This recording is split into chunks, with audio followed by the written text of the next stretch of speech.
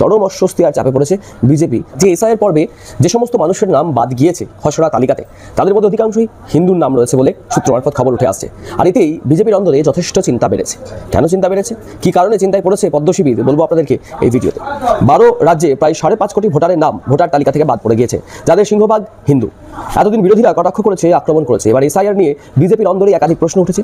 যে সমস্ত রাজ্যগুলিতে ভোটার তালিকা সংশোধন করতে স্পেশাল ইন্টেন্সিভ রিভিশন চলছে, তার মধ্যে মধ্যপ্রদেশ, কেরল, ছত্তিশগড়, উত্তরপ্রদেশ, বাংলা, আন্দামান নিকোবরে এখনো পর্যন্ত যে সংখ্যক ভোটারের নাম বাদ গিয়েছে, তার মধ্যে সিংহভাগ হিন্দু ভোটারের নামই বাদ গিয়েছে।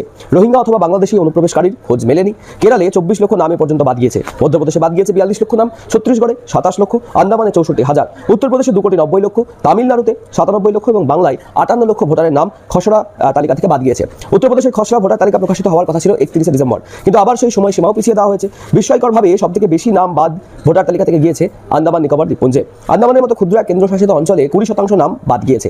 কেরল, বাংলা, তামিলনাড়ুতে আগামী বছর বিধানসভা নির্বাচন রয়েছে। এই রাজ্যগুলিতে বটেই রাজ্যের 12টি যে রাজ্য রয়েছে, সেই 12টি রাজ্যে সর্বত্র খসড়া ভোটার তালিকা প্রকাশিত হওয়ার আগে এবং পরে যত নাম বাদ গিয়েছে সেই সংখ্যা এখনই ছাপিয়ে গিয়েছে। খসড়া ভোটার তালিকা প্রকাশ পরবর্তী প্রক্রিয়া যখন ফেব্রুয়ারি মাসে চূড়ান্ত ভোটার তালিকা প্রকাশিত হবে, তখন যে এই নাম বাদ পড়ার সংখ্যা অনেকটা বেড়ে যাবে তা নিয়ে সন্দেহ নেই। 3 রাজ্যের ভোটের দিকে তাকিয়ে বিজেপি লাগাতার এসআইআর সপক্ষে প্রচার করে গিয়েছিল। এমনকি অবৈধ নাগরিক তথা বেআইনি অনুপ্রবেশকারীদের তাড়িয়ে দেওয়া হবে বলেও প্রচার তুঙ্গে উঠেছিল।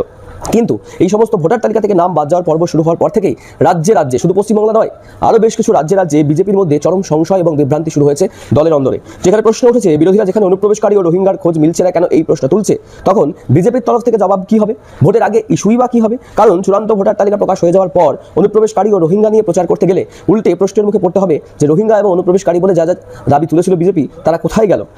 বিজেপির বেশ কিছু রাজ্য থেকে কেন্দ্রীয় নেতৃত্বের কাছেও এমন প্রশ্ন কিন্তু এসেছে, যে কারণে চরম অস্বস্তি আর চাপে পড়েছে বিজেপি।